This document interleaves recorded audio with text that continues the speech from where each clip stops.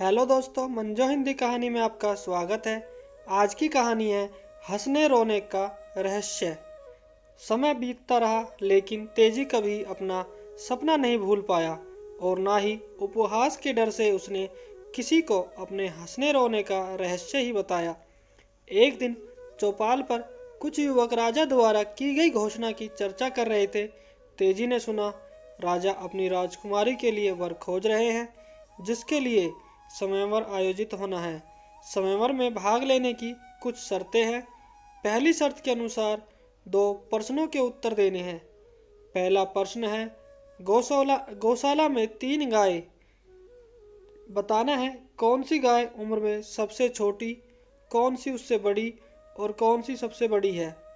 दूसरी पहेली है, एक बंद खाली कमरे को कुछ सामान रखे बिना कैसे भरा जा सकता है। आगे युवक कह रहे थे 2 पहेलियां किसी ने सुलझा भी ली तो अंतिम शर्त तो पूरी करना असंभव ही है। कड़े पहरे के बीच राजमहल में प्रवेश करना और फिर अंतपुर से राजकुमारी के पलंग के पायों के नीचे से सोने की ईंटें निकालकर राजा के सामने लाना, भला इतनी हिम्मत कौन कर सकता है। तेजी ने ध्यान से सारी बातें सुनी और अनमना सा घर वापस आया। उदास बेटे को प्रसन्न करने के लिए हीराबाई ने तेजी की मनपसंद बाजरे की रोटी, चटनी और साग परोसा, लेकिन वह 2 4 निवाले खाकर ही उठ गया। खटिया पर लेटा वह पोह में पड़ा था। माँ से कैसे पूछूं, कहीं मना कर दिया तो। तभी हीराबाई सिरहाने बैठकर उसका सिर सहलाने लगी। अचानक तेजी को अपना सपना याद आ गया और वह हंसने लगा, लेकिन माँ खुश होती इसके पहले ही वह रोने लगा। उस दिन हीराबाई ने कारण जानने की जिद कर ली।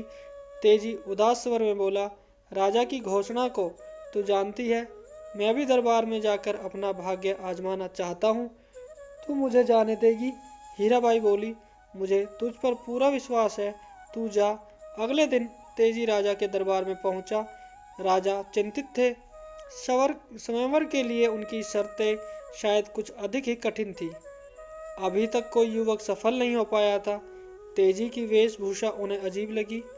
फिर भी कुछ सोचकर उन्होंने उसे गौशाला में भेज दिया, जहां 3 गायें थी। तेजी ने राजा से गायों को 2 3 दिनों तक अपनी देखरेख में रखने की अनुमति ली। उसने गायों को 2 दिनों तक भूखा रखा। तीसरे दिन मैदान में घास का ढेर रखा और उसे चारों ओर से बांस और रस्सी से घेरकर थोड़ा ऊंचा बाड़ा बना दिया। फिर वह गायों को ले आया। एक ही छलांग में घास तक पहुंचने वाली गाय उम्र में सबसे छोटी थी। कई बार उछलने की कोशिश के बाद पहुंचने वाली गाय उससे बड़ी और गिरते पड़ते किसी तरह पहुंचने वाली बूढ़ी गाय थी। तेजी के उत्तर से राजा संतुष्ट हुए। दूसरी पहेली सुलझाने के लिए तेजपाल राजा से कुछ समय लेकर घर आ गया। उसकी समझ में नहीं आ रहा था कि बिना कुछ रखे खाली कमरे को भला कैसे भरा जा सकता है। सोचते सोचते एक सुबह अचानक उसे इसका भी हल मिल गया। वह राजा के दरबार में पहुंचा। राजा उसे बंद खाली कमरे में ले गए। तेजी ने कमरे की सारी बंद खिड़कियां और दरवाजे खोल दिए। कमरा सूर्य के प्रकाश से पूरी तरह से भर गया। राजा तेजी की बुद्धिमानी से चकित थे। उन्होंने उसे तीसरी शर्त पूरी करने के लिए कहा। कुछ दिनों की मोहलत लेकर वह फिर घर लौट आया। माँ के साथ मिलकर तरकीबें सोचता रहा। हीराबाई अपने बेटे के लिए चिंतित हो रही थी, लेकिन तेजी ने हार नहीं मानी। उसने वेश बदल बदल कर राजमहल के आसपास कहीं से भी महल में प्रवेश करने की संभावना ढूंढी और एक योजना बना डाली। तेजी ने महल के पास घुड़साल में घास ले जाने वाले घसियारे से दोस्ती कर ली। घसियारा अच्छा इंसान था। तेजी ने एक दिन उसे विश्वास में लेकर सारी बातें बताई और बोला, मुझे घास के गट्ठर में छिपाकर महल के पास पहुंचा दो। उसकी बात मानकर घसियारे ने उसे महल के परिसर तक पहुंचा दिया। वह घास के ढेर में छिपा रात होने की प्रतीक्षा करता रहा। अंधेरे में कोई आसानी से नहीं देख सके, इसलिए उसने काले रंग की पोशाक पहन रखी थी। आधी रात को अंधेरे में छिपते छिपाते वह राजकुमारी के कमरे तक जा पहुंचा। राजकुमारी गहरी नींद में सो रही थी। पलंग के चारों पायों के नीचे सोने की ईंटें अंधेरे में भी चमक रही थी। उसने धीरे से राजकुमारी को जगाया। काली आकृति देखकर वह डर गई। तेजी ने कहा, मैं यमदूत हूँ, तुम्हें ले जाने आया हूँ। राजकुमारी डरते डरते बोली, मेरा विवाह होने वाला है, मैं जीना चाहती हूँ, मुझे छोड़ दो। तेजी ने कहा, मैं तुम्हें छोड़ दूँ तो यमराज दूसरे दूत को भेजेंगे, वह तुम्हें ले जाएगा।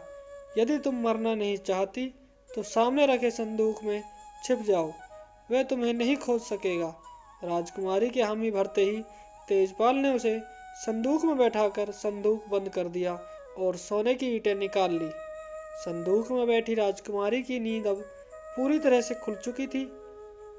वह बहुत डरी हुई थी, सोच रही थी चिल्लाकर प्रहरियों को बुलाए या संदूक को जोर जोर से पीटे। तभी मन में बिजली सा एक विचार कौंधा, कहीं यह वही नवयुवक तो नहीं जिसकी बुद्धिमानी की प्रशंसा पिताजी कर रहे थे। इसने 2 शर्तें पूरी कर ली हैं और शायद तीसरी पूरी करने आया है। अपने को यमराज बताकर तो इसने मुझे नींद में डरा ही दिया था। यह तो मेरा होने वाला पति है। राजकुमारी सांस रोके चुपचाप बैठी रही।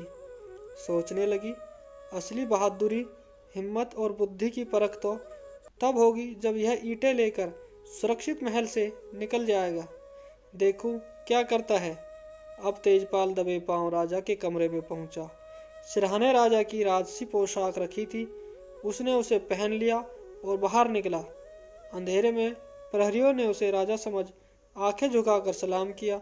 राजकुमारी ने सुना तेजी प्रहरी को आज्ञा दे रहा था, कोचवान से गाड़ी निकलवाकर राजकुमारी के कमरे का संदूक रखवा दो, मुझे अभी प्रस्थान करना है। हुक्म सुनते ही कोचवान गाड़ी ले आया और उसमें संदूक रख दिया। राजा का वेश धारण किए तेजपाल राजमहल से दूर निकल आया। अपने घर से कुछ दूरी पर उसने गाड़ी रुकवाई, संदूक उतरवाया और कोचवान को लौट जाने की आज्ञा दी। उसके चले जाने के बाद उसने राजकुमारी को संदूक से बाहर निकाला और बोला, डरो मत, मैं तुम्हें तुम्हारे पिता के पास पहुंचा दूंगा। राजा की शर्त ही ऐसी थी कि उसे पूरी करने के लिए मुझे ये सब करना पड़ा। अब मुझे डर है कहीं तुम्हें यहाँ लाने के अपराध में राजा मुझे दंडित ना करे। राजकुमारी तो सब कुछ समझ चुकी थी। हंसते हुए बोली, पिताजी से तुम्हारे लिए क्षमा मांग लूंगी। तेजी राजकुमारी को लेकर घर आया। दोनों को देखकर हीराबाई ने ढेरों सवाल पूछ डाले, लेकिन तेजी ने कहा, थोड़ा धैर्य रखो, सब बता दूंगा। तभी अचानक उसे अपना सपना याद आ गया। वह हंसने लगा, लेकिन यह क्या? अगले ही पल उसकी आंखें भर आई। राजकुमारी ने कारण पूछा, लेकिन तेजी क्या बताता। उधर सुबह होते ही राजमहल में राजकुमारी को नहीं देख कोहराम मच गया। सभी परेशान थे। अचानक राजा की नज़र पलंग के पायों पर पड़ी और वे सब कुछ समझ गए। उन्होंने प्रहरियों को तेजी के घर भेजा। प्रहरी दोनों को लेकर राजा के सामने आए। तेजपाल ने हाथ जोड़कर क्षमा मांगते हुए सोने की 4 ईंटें राजा के सामने रख दी। राजा ने उसी समय निश्चय कर लिया कि तेजी ही उसकी राजकुमारी के लिए योग्य वर है। निर्धनता कोई दुर्गुण नहीं। तेजी ने अपनी हिम्मत, बहादुरी, बुद्धि और शराफत से समय को असाधारण सिद्ध कर दिया था। राजा ने बड़ी धूमधाम से राजकुमारी का विवाह तेजपाल के साथ कर दिया। अब तेजी अपने हंसने रोने का रहस्य सबको बता सकता था। उसका सपना सच हो चुका था और अब केवल हंसने का कारण था, रोने की कोई वजह ही नहीं थी। तो दोस्तों, ये थी हमारी आज की कहानी। दोस्तों, अगर आपको हमारे इस चैनल पर हमारी कहानी आपको पसंद आती हैं तो कृपया आप वीडियो को लाइक कर दें और हमारे इस चैनल को, जो कि मंजो हिंदी कहानी चैनल है, इसको आप ज़रूर सब्सक्राइब करें। आपका बहुत बहुत आभार एवं धन्यवाद।